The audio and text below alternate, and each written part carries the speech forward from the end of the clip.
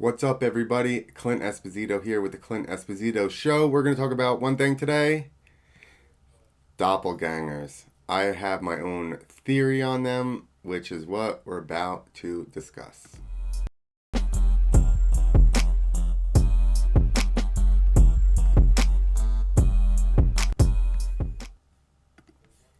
Going to this one.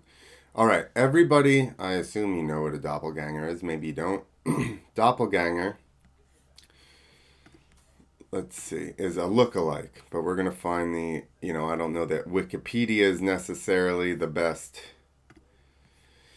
place to get your information because it is edited by just random people. But Wikipedia says a doppelganger, or I don't know, it's spelled pretty much the same, is a biologically unrelated look-alike or a double of a living person. In fiction and mythology, a doppelganger is often portrayed as a ghostly or paranormal phenomenon and usually seen as a harbinger of bad luck. Other traditions and stories equate a doppelganger with an evil twin. In modern times, the term twin stranger was occasionally used. Twin stranger. That's a terrible one. English speakers have only recently applied this German word to a paranormal concept.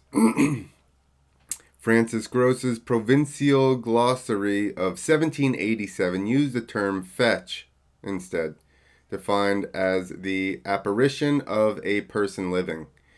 Catherine Crow's book on paranormal phenomena, The Night Side of Nature, 1848, helped make the German word well known. However, the concept of alter egos and double spirits have appeared in the folklore, myths, religious concepts, and traditions of many cultures throughout human history. Okay, I don't think. So here's let's go. All right, we'll just go to the pictures now.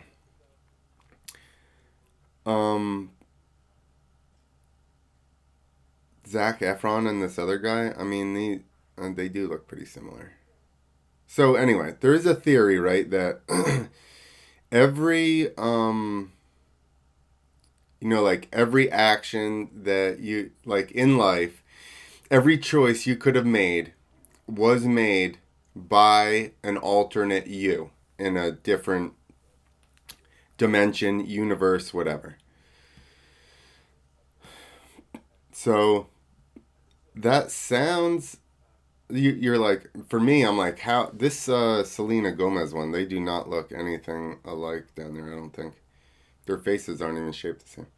um I like this one, Alec Baldwin here, and then his twin back in time. So anyway, they say that every choice you could have made has been made by an alternate you in a different universe, right? But I've said for a long time that everybody lives, even on Earth, in their own dimension. Because, like there are people out there that live totally different than I would. And you watch people and you go, oh my God, how do they survive? They'll never make it. You can't do that. And guess what? They live long lives. I mean, some are cut short because of things. But for the most part, I see people all the time that live in a alternate way than I would live, and you're like, that's not sustainable, but they sustain it. So my point is that just through your own mind, you're like, the worst thing, I hear people say all the time, oh, what I went through, nobody could have survived. That's a silly statement. I'm sure people have been through worse. Okay, but if you don't have experience with anything else, then that's just like, if you only broke your elbow, you're like, that's the worst injury ever. If you only got a tattoo on the outside of your arm, you're like, that's the worst place to get a tattoo. it also varies from person to person. So somebody says this was the worst injury, or this was the worst tattoo spot, or what I suffered was the worst. Okay, I mean, nobody can feel the pain that you felt, so nobody can argue with you. So that's your own dimension, right? A lot of these people, I'm trying to figure out even which one's the real one and which one's the fake one, some of these doppelgangers. So here's my theory. My theory is not that, my theory is that that's a doppelganger. You see somebody that looks just like you, that's you on another timeline. That's all it is. That's you. So say, and I don't have the whole theory worked out, right? Because you're going to, there's a bunch of different theories about how we even get born, right? They say, some cultures say that you watch the people make love and you're like, oh, they're doing it good. And then you choose those people to be your parents. Which in this culture today is disturbing to think that that's how you would have done it. But I don't know. So let's say that there are, let's go under the, I'm going under the premise that recreation is real. Because you have kids that remember past lives, and actually have details down. And I don't think that, like, so your body gets used and then that thing goes back to dirt, but I think your spirit probably, like they say, goes up.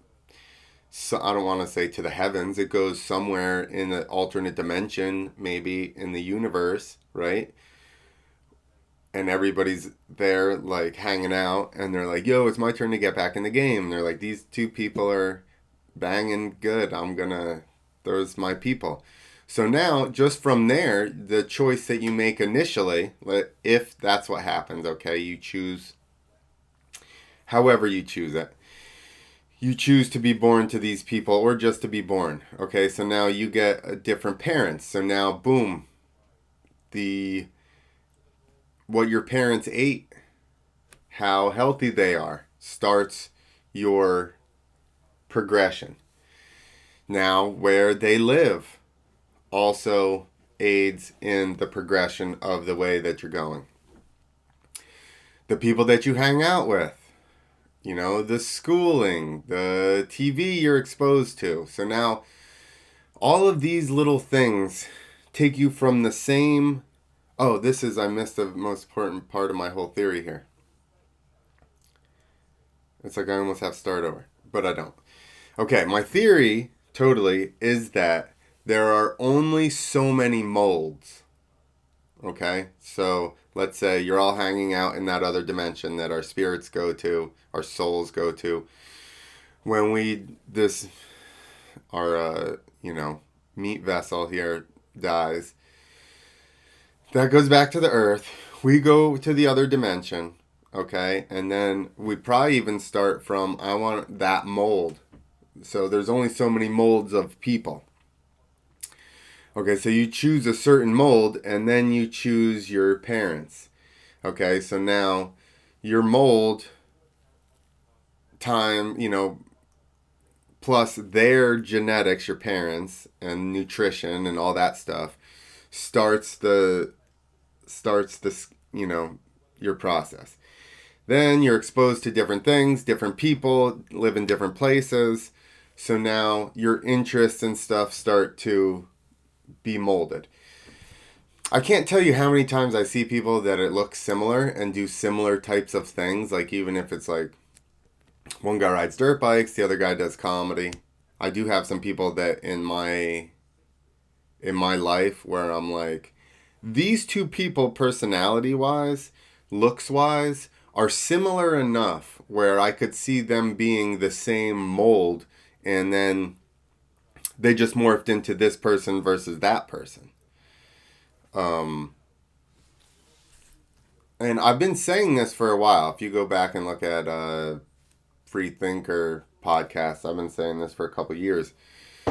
that basically there's just like whatever 250,000 molds. And then I wonder if you're even in the I wonder if we could find like take uh we got Leonardo DiCaprio right here, right? I wonder if there's Asian Leonardo DiCaprio. Mind blown. Same molds across all same molds, sorry.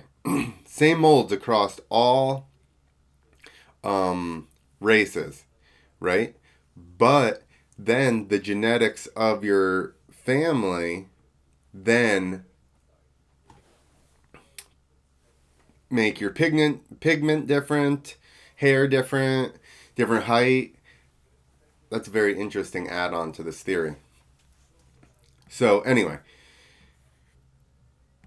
maybe it's look at this one. Oh, these two. Here you go. Justin Timberlake. And that's him in the past. That's him in look at there's so many doppelganger things here. It's like I want to find knockoff Katy Perry.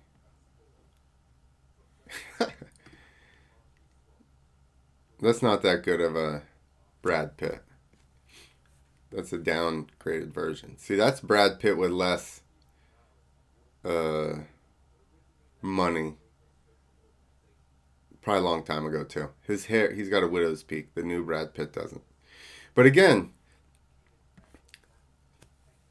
wouldn't the parents' genes dictate whether you get a widow's peak or not, even if you start with the same mold? What? Oh, I thought Ellen and him were together, and I was like, they think they're the same person. How about this even? Like I was talking about people that do similar things. Uh, like these guys are both. I'm assuming they're actors or something or comedians, right? But they're both performers.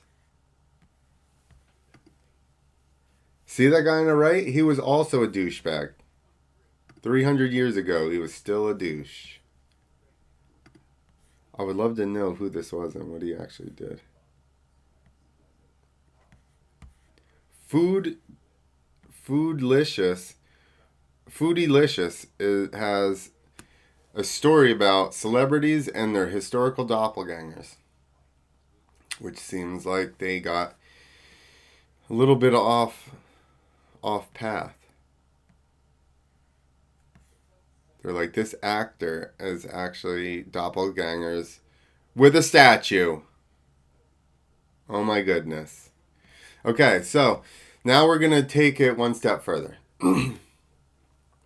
to my theory, and these articles just came out. So 250,000 molds, let's say. It's just a guess. Across the world. All right. Then your pigment, slight facial features, widow's peak, all that type of stuff, height is dictated then by the genes of the family that you choose to be born to. And then everything from there is just a sliding scale of exposures, people around you, nutrition, schooling, blah, blah, blah. TV. Now, look at this. These articles this came out in 2022. Doppelganger. You may share similar DNA with your lookalike. The base DNA before you added in your parents' DNA. Eh? Researchers genetically compared humans who were identified by facial recognition algorithms as lookalikes. They analyzed their DNA sequence, genome, their DNA methylation statuses, epigenome, and their microbiome profiles. That's interesting that they did microbiome. they found that 9 of these 16 non-blood related lookalikes, 9 of 16, which is slightly better than half, had very similar DNA, but different in their epigenetic DNA. You could obviously see I've never read this before. I can't even say these stupid words. Methylation patterns, and oral microbiome profiles.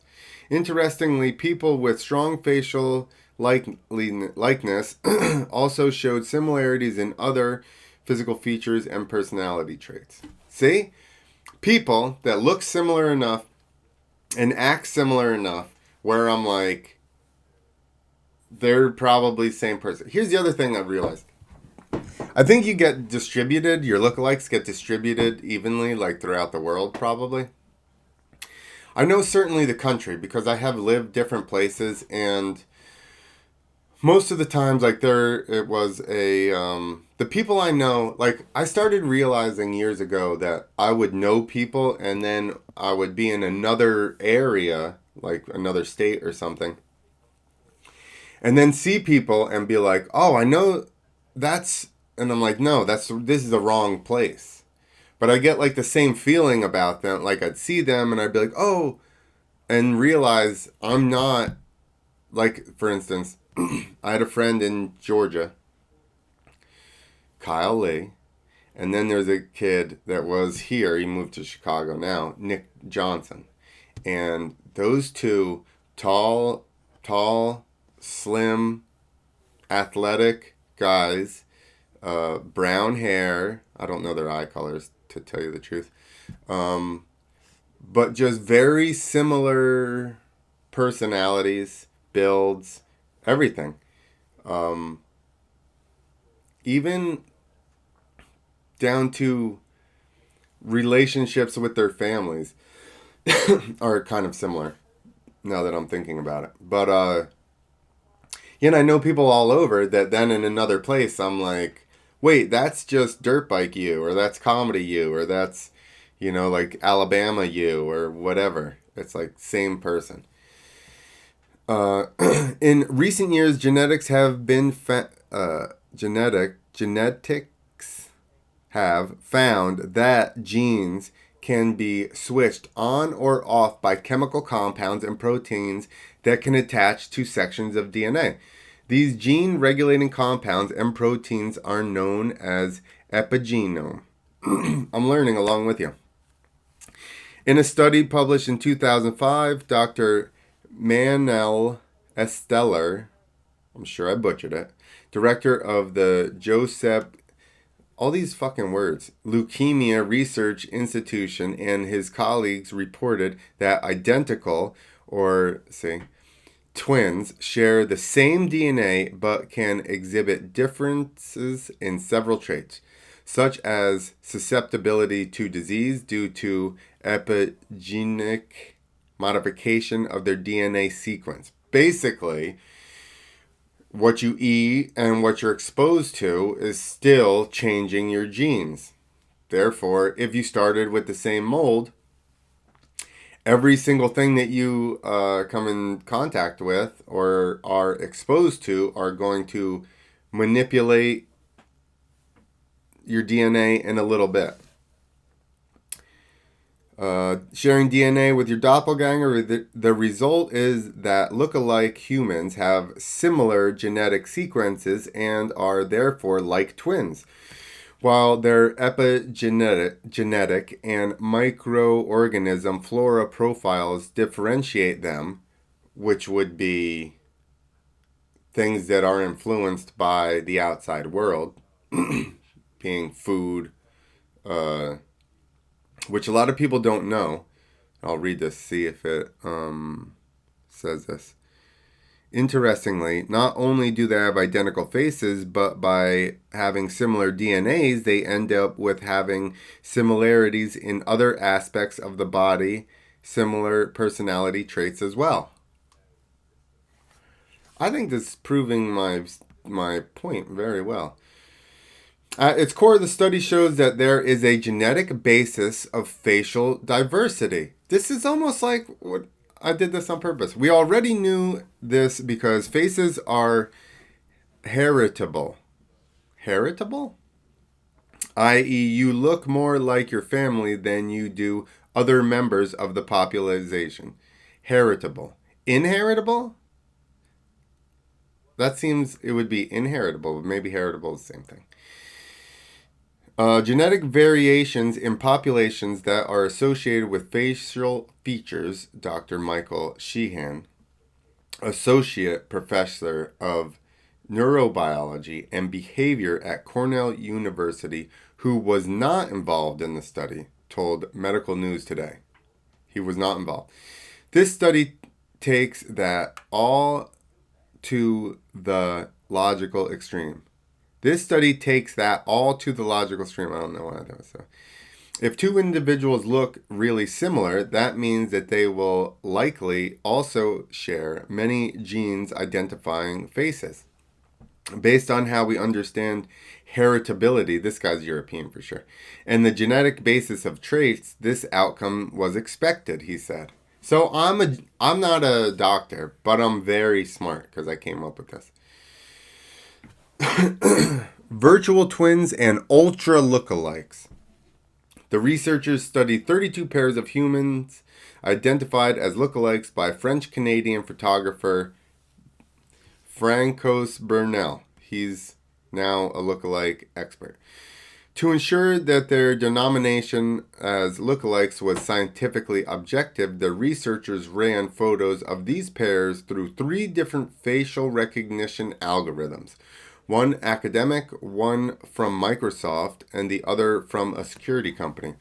For half of the lookalike pairs, i.e. 16 out of 13, all 3 algorithms were unable to distinguish the faces, confirming that the pairs were objectively virtual twins. I wonder if they could open each other's phones. They probably can. The next step was to analyze molecular components that potentially influence the construction of the human face. For each study participant, the researchers determined the DNA sequence, genome, the DNA methylation status, epigenome, and the bacterial and viral content in oral swabs, oral microbiome. The researchers found that 9 of these 16 lookalike pairs had very similar DNA and labeled them ultra lookalikes. All 9 ultra lookalikes pairs shared 3,730 genes. Most of the shared genes are known to be associated with human facial features, bone and skin properties, and liquid retention. Bro, exactly what I just said. Okay, so you start out, there's a bunch of you, and you're like, all right, bro, I'm going in. I'll see you on the other side. We'll get back here and we'll tally up everything that we learned. Because that's what we're doing here. We're coming to Earth and living this life so we can learn, I don't know, how to be enlightened with stupid people around. Okay? Also trying to figure out what the hell is going on. That's the problem. Everybody here is lost. This is the land of misfit toys. We're all here just going, oh, I don't know what the hell. I don't know what the hell is going on. I was just making sure I was on this. The key to understanding this finding, I think, is to keep in mind that there are very limited genetic diversity in modern humans compared to our current population size. The human population has really exploded over 10,000 years. The genetic diversity that determines traits like faces today is essentially the same genetic diversity that existed in the past. Bro. Ultimately, all humans are sampling from relatively low levels of genetic diversity, and so there are only so many combinations to go around. If you shuffle a deck of cards enough times, you will find that you occasionally get the same exact card order. Maybe, or maybe we're the same organism. coming down and exploring the earth on different paths. We're like, let's see how this goes. Among all 9 ultra lookalike pairs, only one pair had similar DNA methylation patterns, and only one pair had a similar oral microbiome. That suggests the human lookalikes differ in the epigenome and microbiome. Okay, microbiome is going to be vastly influenced by what you eat and are exposed to throughout your life. Medication, any type of that stuff. Also, your microbiome actually can dictate your personality to an extent, and your hungers, cravings, your immune system, all that type of stuff. So, again, if you start with the same genetics, and then you are exposed to antibiotics, glyphosate, weed killers, stuff like that, and that alters your microbiome, a lot of any other types of medications, crappy food, versus if you have a doppelganger that is born in Nepal or something and is just eating like all organic stuff, they're going to develop differently. Okay, shared traits beyond facial features.